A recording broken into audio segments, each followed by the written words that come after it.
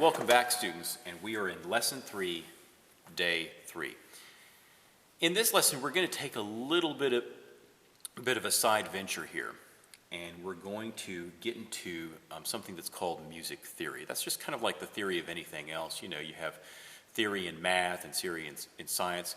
Those are some of the concepts that underlie music, and we're going to talk about something called chord theory. This is not about playing a song, although we're going to see how chords are used in songs very, very, very quickly. If you've had guitar before, or maybe some other instruments, you have played chords before. If you've ever been in a choir, and maybe you were singing bass, and another person was singing alto, another person was singing tenor, the three of you were probably singing chords. Now, what is a chord? A chord is a group of at least 3 different notes. I'm going to show you a chord right here. Let me play that one more time. Okay, I'm playing 3 notes. I'm playing the C, I'm playing the E, and I'm playing the G.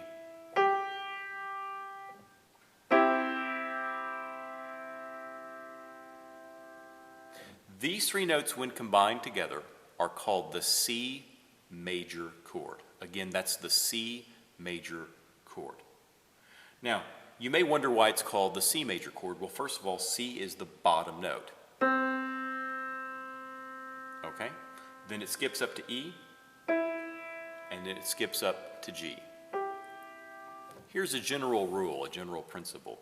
Chords usually skip notes. That's not true of all chords, but that's true of a lot of different families of chords, and we're going to learn about a few different families of chords in this class. Okay? The other question people ask is, why is it called major? Why do we call it C major? We know why it's called C, because C is on the bottom here. Well, just listen to this for a second.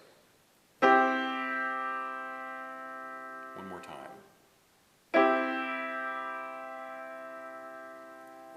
Doesn't that sound a little bit happy to you, or a little bit majestic, or a little bit more upbeat? That's one of the reasons it's called major.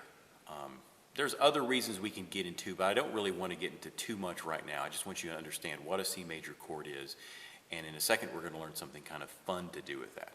Okay? But just understand that when somebody plays a major chord, they're playing a chord that sounds happy. Here's some other chords that don't sound like that. Okay?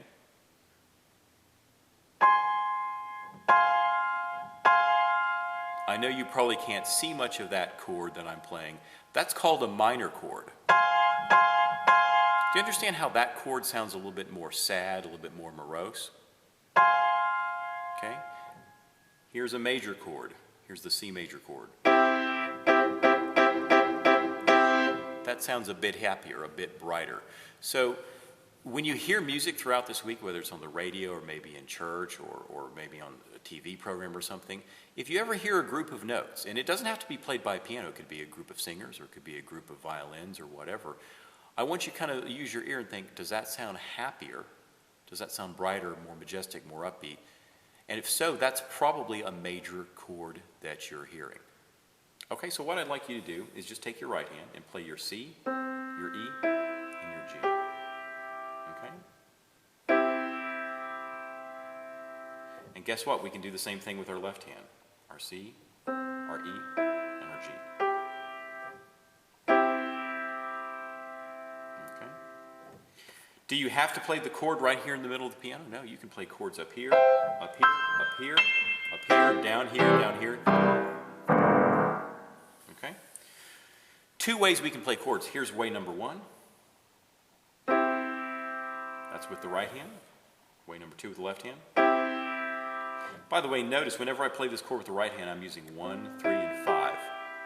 And that makes the most sense, because if you're going to be playing a chord, you might as well just skip the notes and therefore skip the fingers. So play 1, 3, and 5. Or 5, 3, and 1 if it's with your left hand.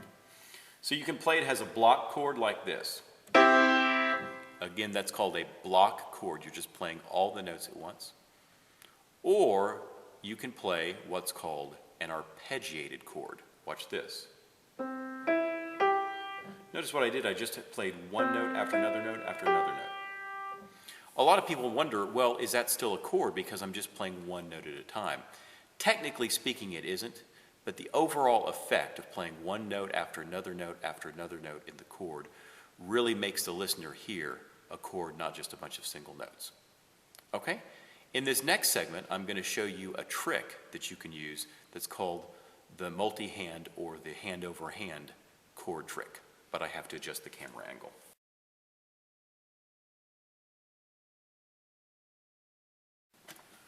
Okay, students, this is the second half of Lesson 3, Day 3. Now we're going to look at some fun things we can do with our C major chord. Watch this. I'm going to start down here.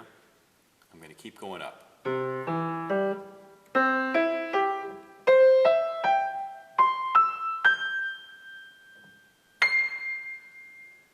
You probably can't see this high C very well, but that's where I'm going to. One more time.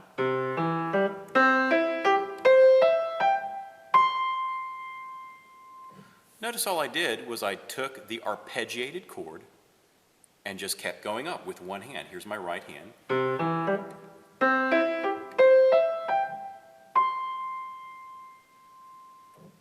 That's a nice little effect to do, maybe at the end of a song or maybe at the beginning of a song. Let me show you how this could maybe work. Let's take the song Joy to the World. Let's say we've just finished playing the song Joy to the World. Now I don't expect you to know how to play this.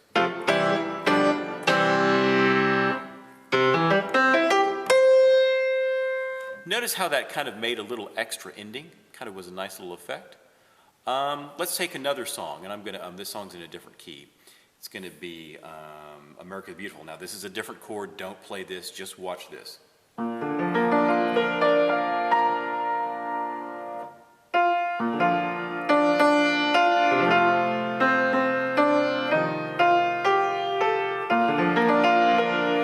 Notice all I did was I took that chord, this is a different chord you'll learn later, and I just went up and up and up. And I can use that as an introduction to a song. Okay? So this is what I call the right hand going up the arpeggio technique. You may not be able to do this as fast as me now, don't worry about that. Just practice that with your right hand. This will build your technique. Okay, let's try this with the left hand. Can we do the same thing with the left hand? Absolutely.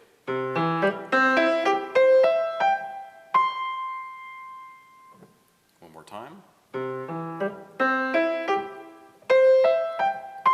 Notice I'm just jumping, jumping, jumping, jumping, higher and higher and higher. Now, could we do the reverse and go down? We sure could. Okay,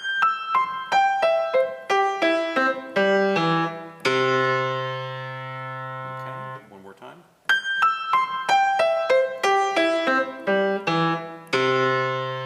And can we do this with our left hand? I don't see why not.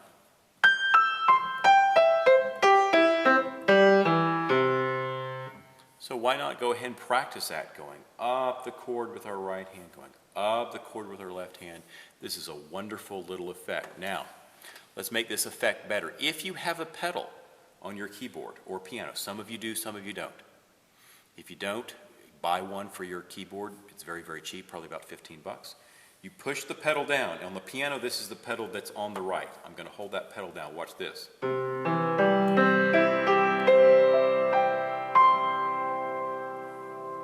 Doesn't that sound beautiful? It sounds kind of like a little harp effect. Can we do it with left hand? We sure can.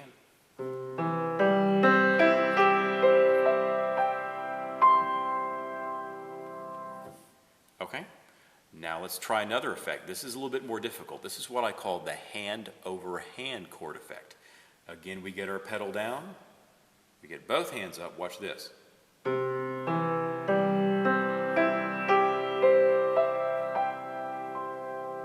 Did you see what I did? You may have to slow this down a bit. Watch this. Left hand plays, right hand plays.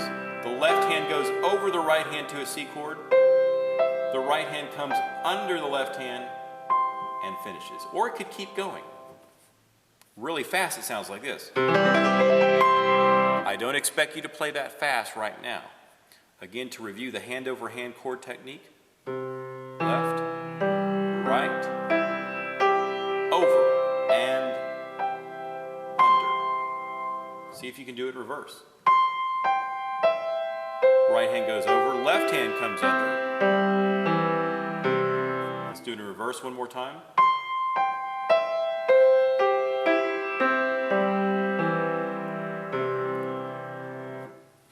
See how nice that sounds. So on this day, just kind of take a break and just play around with this chord. In our next lesson, we're going to really learn what chords are, how they can function in a song, and we're going to start learning more and more things we can do with these chords as we play our songs and learn more about piano. See you in lesson 4, where we're going to learn to play Mary Had a Little Lamb in both the right hand and the left hand at the same time.